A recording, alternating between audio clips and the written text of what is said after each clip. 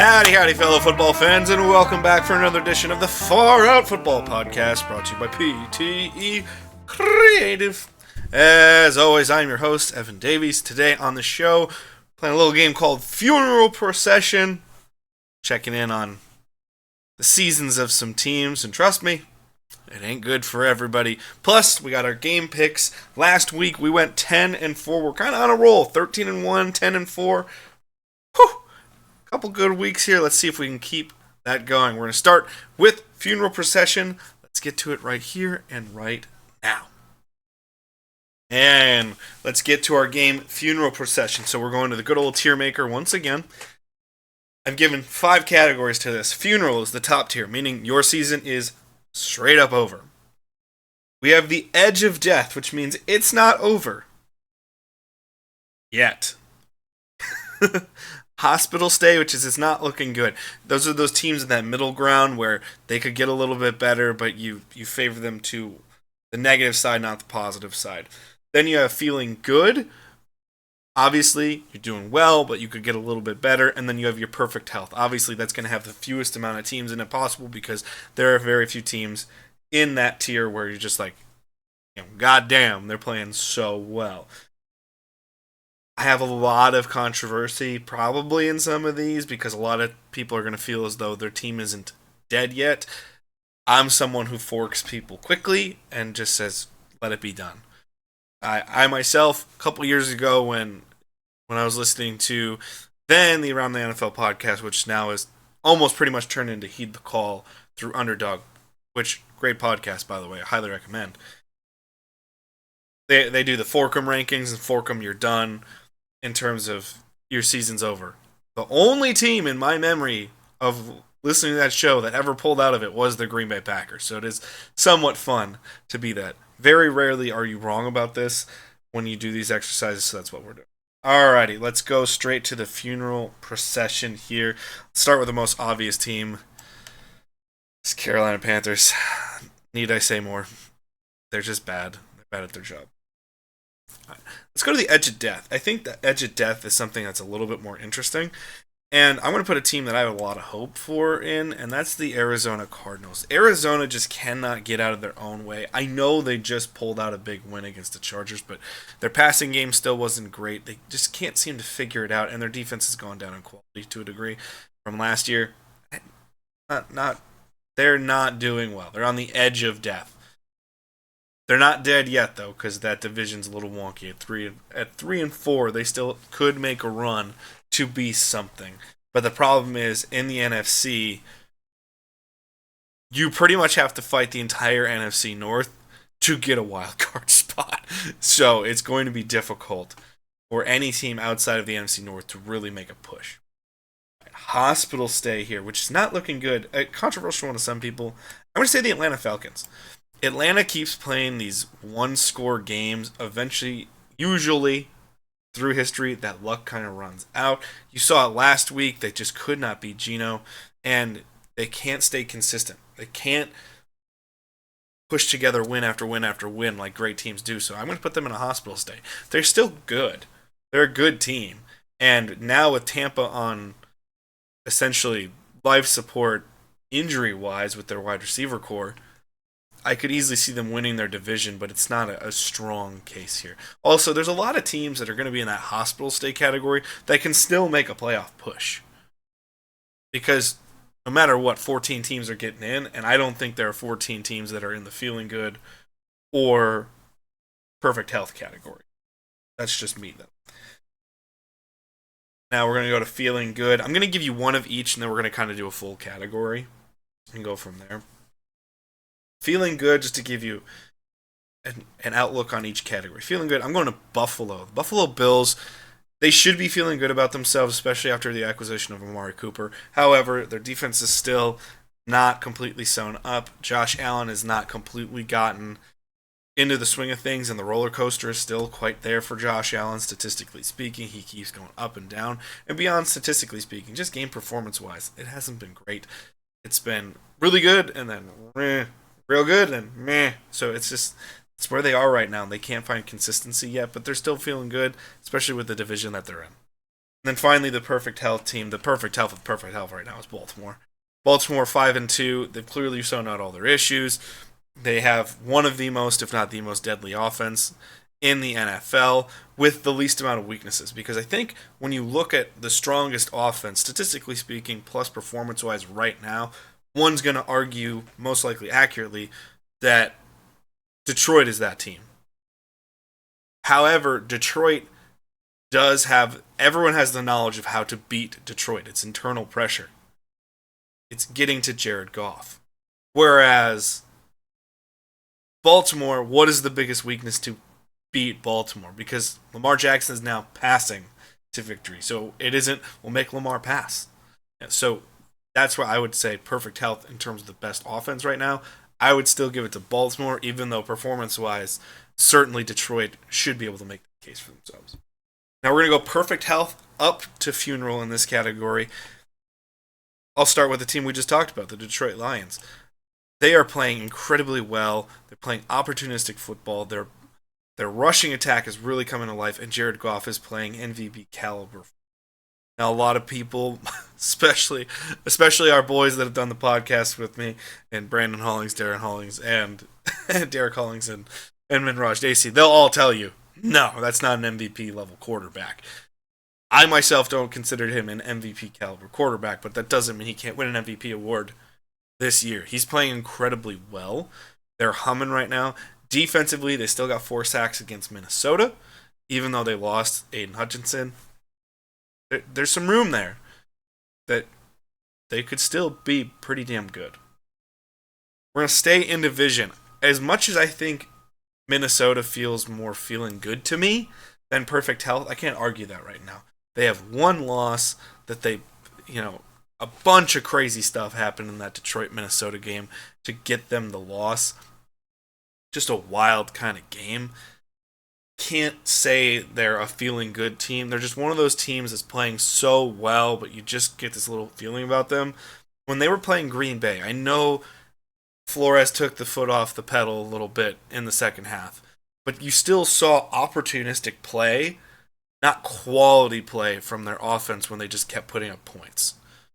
It was more mistake-laden in Green Bay, and that's kind of where I go. This team has a feeling good vibe to me more than a perfect health, but right now they're playing so well, I can't argue they're not in the perfect health. And finally, a controversial one for some, Kansas City Chiefs are in the perfect health category. Put this to you as easily as I possibly can. If your biggest problem is the greatest player of all time isn't playing well right now, you're fine. You're 6-0, your defense is great. You just acquired DeAndre Hopkins, which is a big move for you to help with your receiving core problems. And your MVP, all-time greatest quarterback, level quarterback and leader, isn't playing well, if that's your worst problem, and he's still making 2 to 3 plays every game that goes, God damn, that's why he's the best in the world, you're perfectly fine. You're perfect health. Kansas City's tremendous right now. Let's go to feeling good. Pittsburgh, you gotta be feeling good about yourselves. Pittsburgh's playing extremely well. Their defense is playing really well. The only reason I have them in feeling good and not in perfect health is their quarterback situation. Russell Wilson played really, really well in that second half last week. Gotta give him credit for that. I, like many others, just put him down for dead. The only reason I have them in feeling good is A, is this a consistent mark? And B, is this still solve their quarterback issues? Because we saw the play for the last I can't just have one game of good with Russell Wilson and just magically say, oh, yeah, he's perfectly fine. He's back to playing really good football like he did in Seattle. One game doesn't do that. So, is their quarterback issue solved? I'm not sure, but the rest of their team's playing so well, I put them in. Houston, I put in the feeling good category. A lot of people would like to argue Houston's in the perfect health. I can't do that after their performance last week. Green Bay, the only reason that game was even close was Green Bay tried to lose. A couple of bad interceptions on Jordan Love's part, which, trust me, we're going to talk about that. Plus a muff punt coverage that was just terrible. Other than that, Houston didn't really move the ball by themselves except One drive. CJ Stroud was held to under 100 yards passing. You're starting to see what can affect CJ Stroud. That's why they're in the feeling good category. They're still playing better than anyone else in their division. They're playing as one of the better teams in the AFC. That's great. But you're still seeing the inklings of problems that could really bone them in the end. That's why I have them in feeling good. Let's go to Green Bay right away because we talked about it. Green Bay, I have in feeling good. They're clearly one of the most talented teams in the NFL. You don't have to take the Packer fans' word for it. You can take so many other pundits out in the country's opinions on that. They're clearly one of the most talented teams. Jordan Love, I hate that the memes are all going towards the Brett Favre style because he still makes one or two throws every game that you just go, what are you doing? Or three or four. I saw a couple in that game where I was like, if he had just moved his eyes a little bit, easy completion instead of a pick. His first pick, he just didn't see the backer coming when really all he had to do was shift and he had Jaden Reed wide open on a short route for a first down. But instead he tried to force one into somebody else. The second one, he floated that ball over. That still wasn't good either. However, he's still making 5 to 10 throws every game where you go, God damn, is he good. Their defense is coming alive. Their pass rush really came to life last week. Their defensive backfield is still playing incredibly well. Xavier McKinney, second game in a row, he hasn't had an interception, which, oh no, it's not going to happen all the time. Plus, he's still getting in blitz packages and other things.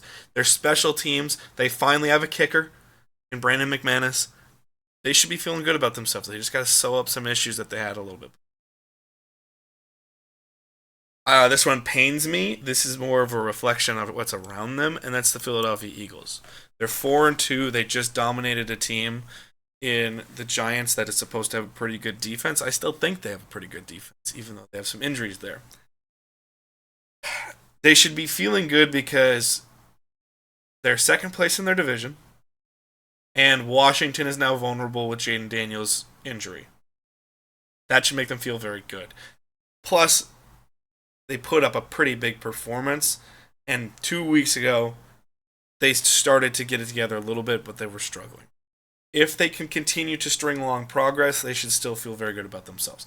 Philly is the one team in the feeling good category that it was really painful to put them there, not even because I just hate the Eagles, but because fuck the Eagles, America's a better country when the Eagles lose.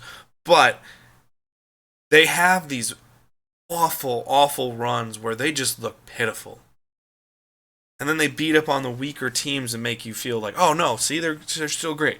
I don't believe in them. They're certainly not a Super Bowl team. But I think if one team in the NFC is going to eke out a wild card berth over an NFC North team, I think at this moment it's going to be Philly because everyone else who could be in that realm is now getting really injured or have some real problems. So that's why they have to start feeling good about themselves. And finally, Chicago. Their defense is playing incredibly well. Caleb Williams is developing at an extremely high level, getting all three of those major receivers in their receiving core up and running. Really big parts of the game. Cole Kmet's starting to come to life. Their rushing attack is getting slightly better, and their defense is playing incredibly well. There's no reason to panic in Chicago. You should be feeling really good about yourselves right now. And we're going to go to the hospital stay category. Again, some of these teams, just mathematically, we have... Oh, I'm so sorry. I forgot a team and feeling good. Washington. You have to start feeling really good. Washington was going to be part of the perfect health category. However, that injury to Jaden Daniels really, really makes some concerns come about because although Marcus Mariota played pretty well last week when Jaden Daniels went down, how long is that going to last? And their defense still isn't great. So, feeling good. They should be feeling good about themselves, leading their division. I think they can really win that division. Right now they're playing better than anyone else, but can it last, especially with the injury to Jaden Daniels? We will see. Now let's truly go to the hospital stay. Again, we have 11 teams feeling good in perfect health. And there's a very good likely possibility that one or more of these teams is going to drop out and miss the playoffs. It's just kind of NFL history come into play. So at least 3, if not 4 or 5 of these teams in the hospital stay or edge of death category could maybe eke their way in, or will eke their way in. So let's see.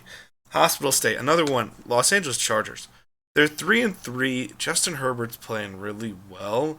They can't punch the ball in the end zone on a consistent basis, and they just kind of play an old school style of ball control football that when they play the right team, they can just dominate them.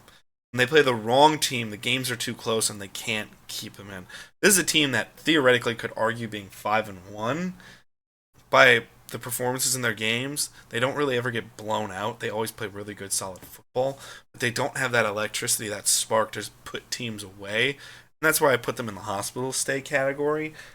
They could make a playoff push because if we look at the AFC right now, you have 2 clear division leaders. You have the other 2 division leaders and a Pittsburgh team Pittsburgh and Baltimore that are playing so well, you can't argue. Those are clearly 5 teams that are either going to make it unless something catastrophic happens. 2 slots left. I think the Chargers have a really good option to get there, but you'll have to wait and see. From that, we're going to go to Indianapolis. Again, this is a team wonky, weird. Anthony Richardson is just inconsistent, but they're 4-3. And they can feast on a not great schedule right now and kind of hold their own. But they still have a lot of issues, especially at that quarterback position, to solve consistency-wise. Otherwise, they're not going to make it. From there, another team with huge issues at one position is Denver. They're 4-3. They're outplaying everyone's expectations for them. Their defense, holy shit, magically can play. No one saw that shit coming. However, their offense is so up and down. Bo Nix is so up and down and still does not look like a great NFL quarterback or even a good NFL quarterback. So they have these issues where they have to check themselves into the hospital for the hospital stay. However, they have a good enough qualities that you can't put them in the edge of death. They're playing too well. Their record's too good at the moment to say, no, they're awful or they're on the edge of death. So they're just a wonky, weird ether team in them. And these 2 are slightly painful. This one specifically is Tampa Bay. Tampa, I could argue Tampa would be in the feeling good category for sure if the injuries do not occur. But they did. Mike Evans is out for probably a couple weeks at the very least. And Chris Godwin's lost for the season. That was really who Baker Mayfield was connecting with, was those 2, and Godwin specifically. Every time they needed to play, he found Chris Godwin. That was the lifeblood of the Tampa Bay team right now, was their offense. That is a team that's definitely on crumble watch. You have to, if you're a Tampa Bay fan, you have to hope that Baker Mayfield's really going to pull it together to keep this team alive. Do they play? Look who they're playing. They play Atlanta this week. If they could still beat Atlanta, keep the division within house, you got a shot. But you just saw they had to put up almost 40 points to lose the game against Atlanta last week or 2 weeks ago. So there's still stuff there that makes you really pause about Tampa, especially at the end. And another one, a weird one, is Seattle. Geno Smith is playing some of the best football of his career. He's playing really good football, but their defense just is non-existent at times. It's a missing persons report at times, but then sometimes it's just out of nowhere will blitz and get a bunch of sacks and make a bunch of plays. It's such a weird hot and cold defense that you can't trust it. So that's why they're in the hospital stay category, because you just can't trust them to play consistent football. Now we go to the edge of death. Again, this is a team that their season's not over yet. You could probably predict that they could be. We already put Arizona in there. Arizona, of the teams I have here, they would be in the top half of the teams that I think could still make a push just because of the talent, and they randomly beat good teams. They're always competitive. So, but they're still edge of death from some other angles. This is going to be hard for a lot of people, but San Francisco. Their defense isn't playing nearly as well as it used to. Brock Purdy's still not playing. Brock Purdy's not playing all that great. He's playing good football from time to time, but it's starting to really show what happens when you don't have the full complement around Brock Purdy. He goes back to more average than he does above average. Brandon Ayuk's out for the season. Deebo Samuel just randomly got out again. Juwan Jennings is still hurt. It's sad. Our boy Minraj got a text in our group chat. The healthiest guy in our receiving core right now is a guy who just got shot a couple weeks ago. And it's true. It's incredibly sad, but it's true. They have no real offense, and CMC still looks like he's far away from coming back. Without that, this team can't play as well and dynamic as they normally can to give you the faith that they're going to make a push. They're 3-4. They're too talented for me to say it's funeral time, especially with that record. But it's still too close for me to ever say they could get to hospital stay or feeling good, certainly. But they are another team that if the health could just kick around a little bit, Deebo could figure it out, Juwan Jennings could get back, they could be a team that could make a run, but we'll have to wait and see. Plus, they're playing that first place schedule, which is always brutal. Edge of Death, New York Giants. Here's the reason I have the Edge of Death instead of Funeral for the Giants. Part of it is expectation. Part of it is division. You could make a run against Philly. You could make a run against Dallas.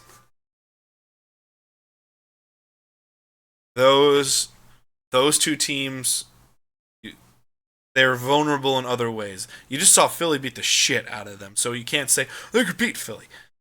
They're clearly showing it's not working so well. However, I do think they could split or even beat Dallas outright in that division.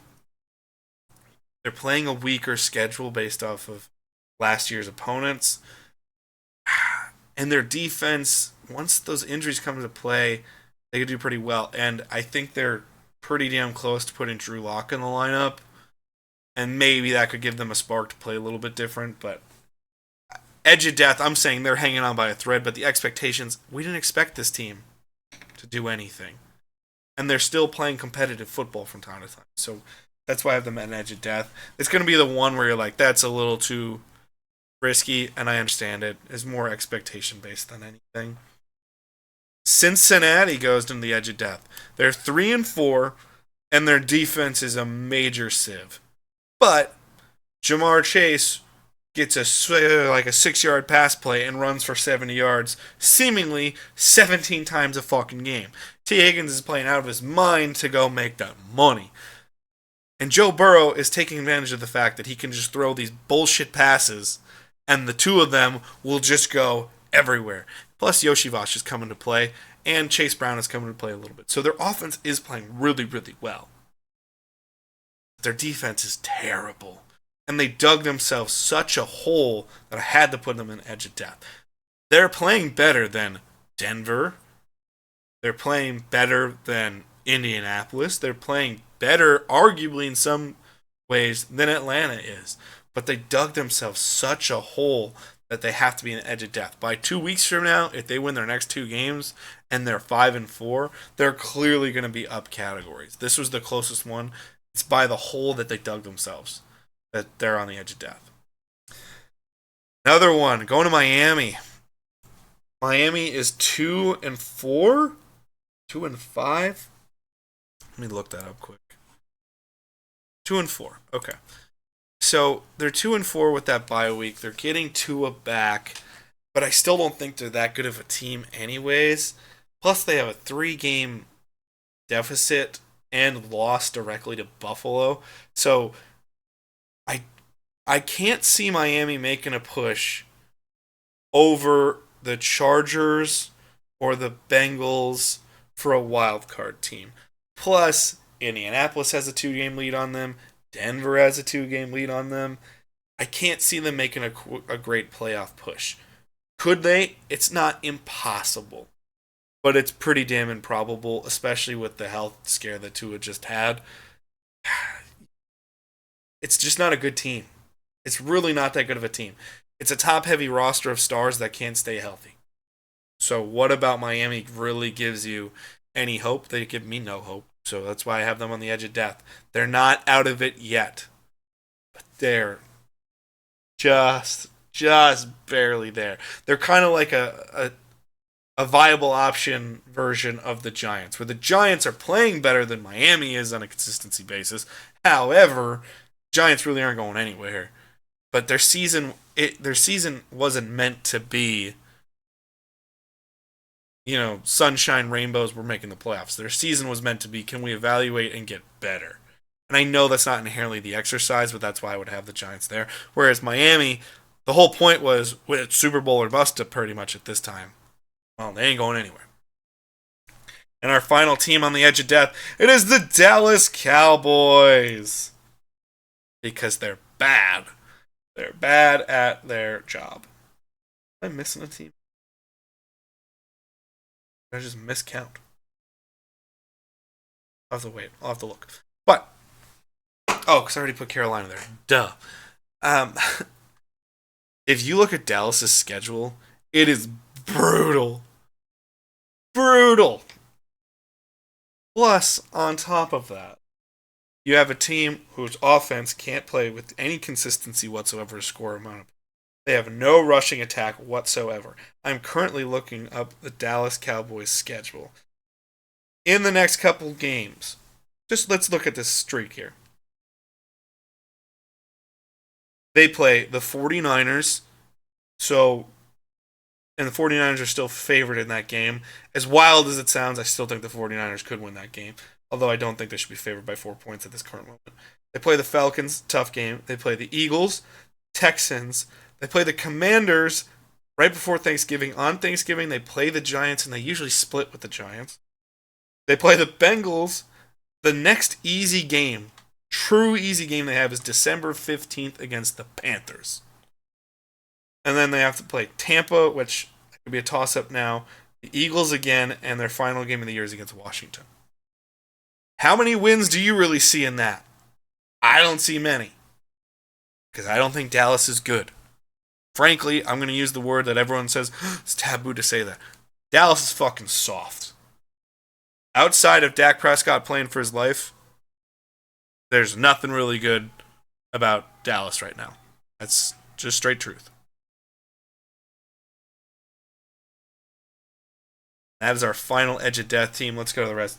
Cleveland Browns, it's funeral time for you. Dun dun dun.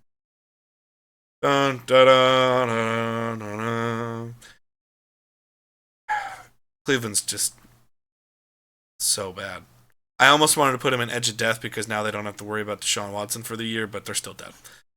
Jacksonville, I know you just won 2 games, but you're still not good. You're still not good. You played 2 weak teams, and you got your eternal fucking London bump. You're still not playing great football. Now, I might have to lift the rule. So let's go here for a second. Jacksonville is now 2-5. Okay, great. They have a 3-hole loss to Houston. They have a 2-hole loss to, or they have 3. There's 3 games back from Houston. That's the way I should say it. 3 games back from Houston. They're in a 2-game hole to Indianapolis in their own division. And the only team they seemingly can beat up on is the Patriots or the Titans. Like, it's just not good circumstances whatsoever for them. Plus, the rest of the AFC, who are they going to beat to make a run? Nobody, because they're not fucking good. We continue. The Las Vegas Raiders. You just traded away your best offensive player. Jacoby Myers has been hurt as of late. Who knows what's happening between Aiden O'Connell and Gardner Minshew with their health and their play? Who the fuck knows? Everyone's saying Max Crosby could be traded. I don't think that's going to really happen. But if that's a possibility and you trade Max Crosby away, that team's completely fucked as opposed to just fucked. They're still completely dead. Dead in the water. Los Angeles Rams, it is funeral time for you. Dun, dun, dun, dun, dun, dun, dun, dun, dun. It's health-wise. We all know that. And yet they still beat the Raiders last week. So it's really sad and pathetic. But let's go look at their standings, okay? The Rams are 2-4. It's a winnable division, but there's already rumors that they're trying to trade Cooper Kupp. Puka Nacua still isn't back. He should be back hopefully in the next couple of weeks. But they're still not playing good enough football for you to think, oh, once they get their playmakers back, they're going to be great. Apologies for the sirens in the background, friends. And we continue. We're going to the New England Patriots. They've won one game. Drake May does look good, but they've won one game, and they couldn't beat the Jacksonville Jaguars. And the Jaguars fucking suck. You're dead. And your coach just called you soft. Fucking brutal. The New Orleans Saints. Who knows what's happening at your quarterback position? You're playing exactly like I thought you were going to play preseason. I even apologized to you after I said I was wrong after 2 games. Now it looks like I'm real fucking right. Saints aren't good. The Tennessee Titans, we already know this. Will Levis should go back to just putting mayo in his coffee and selling out for Hellman's Mayo. However, they still aren't that good. Even if Mason Rudolph plays well, it doesn't matter. They have no one to pass to. They have no real rushing attack. Their defense is the only thing of note there, and the defense can't hold against everything, every single play, all the time, because no defense can. And finally, it's funeral time, baby, for the New York Jets. I need to clarify a statement here. They are 2-5. They go to play the New England Patriots this week. If they were to beat the Patriots, everyone's going to say, "Oh, see, they're still alive." That's not real. It's not real. The Jets are done. They can't tackle. They can't block. Doesn't matter how many receivers you get. Can't tackle. Can't block. You can't win. Straight up, Sauce Gardner is kind of being exposed. Not exposed to the point where you're like, well, he's bad. Sauce Gardner's still a good player, but he's not the island corner that everyone talked about. Like he was discussed to be. That's not who Sauce is. He's not Patrick Surtain. Okay? He's just not. At this point, I don't think he's even Jair Alexander. It's just, he's really good in his own package and picks a spot. That's how it goes. But to clarify a statement here, I am eternally grateful for the happiness brought to me by Aaron Rodgers through the pandemic era of Green Bay Packer football that brought me back to the home state love that I needed, brought me back to a place of happiness in football. However, this is so abundantly obvious stereotype Aaron Rodgers now that it's just like, how many more excuses do you have before we finally just say it's your fault, Aaron? You don't have an offense with any creativity whatsoever. You refuse to get any creativity with motions and different formations and different variations of things. You just want to put guys in the best place to do it. You're not that guy anymore. You're just not. There's hesitation there. There's a resistance to just letting it go sometimes. And it's the blame game constantly, over and over and over again. And the head coach is gone. Matt Hackett's no longer calling plays. You did look better with Downing against Buffalo. Pittsburgh, it was a little bit better than what it would have been with Matt Hackett, but there's no one left to blame but you. It's just the straight truth of the matter.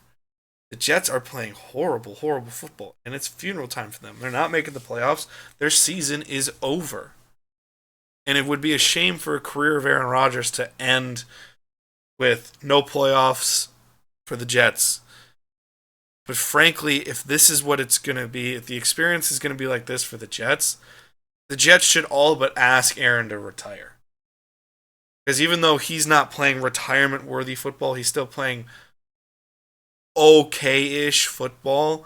He still ranks in a bunch of... He has more interceptions than he almost ever has.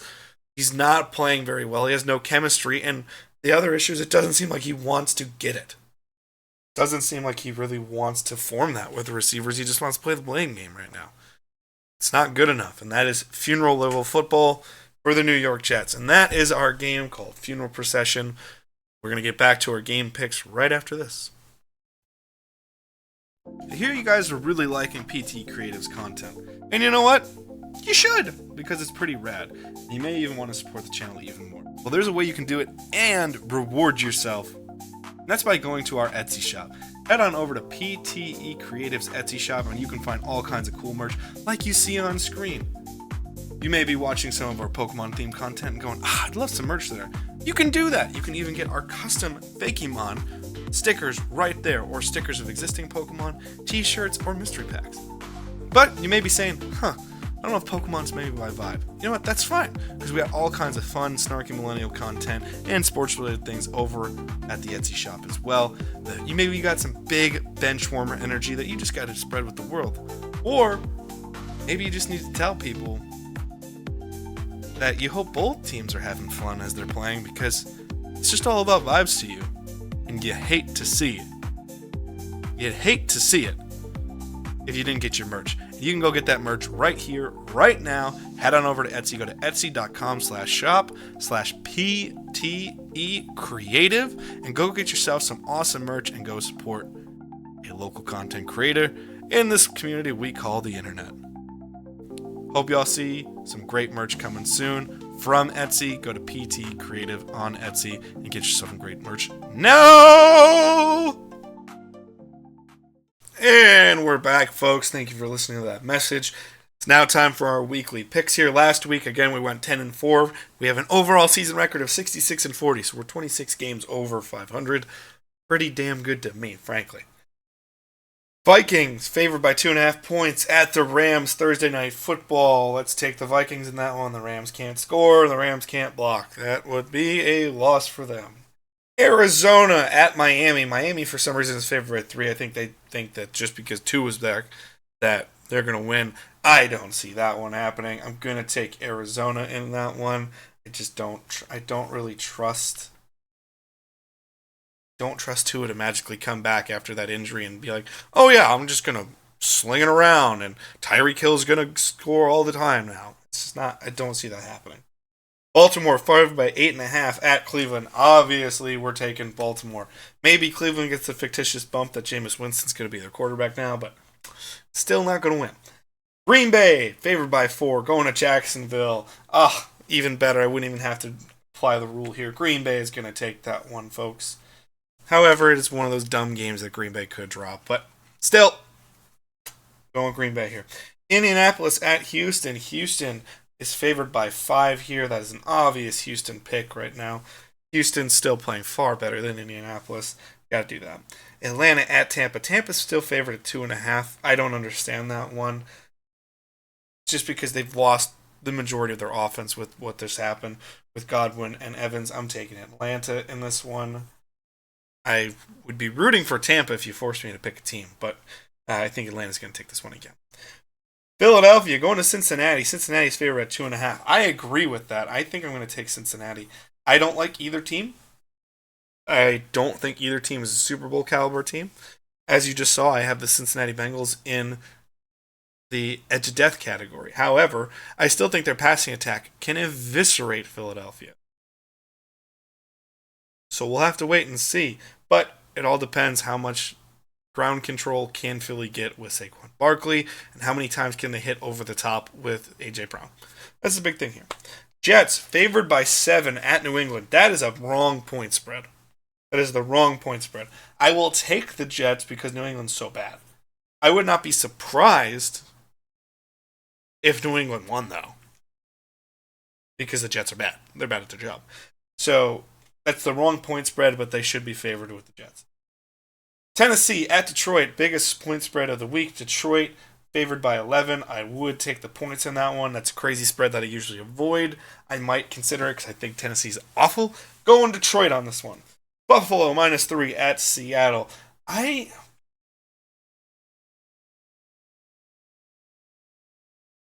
going Seattle. This is the kind of game Buffalo usually drops. We just had a great Josh Allen game, so by roller coaster logic, because that is literally his career, It's time for a down game. Plus, Seattle, Geno playing really well, could still take advantage of that Buffalo offense or defense. I'm going Seattle. It's going to be my wild one. I always try to have a wild one ever.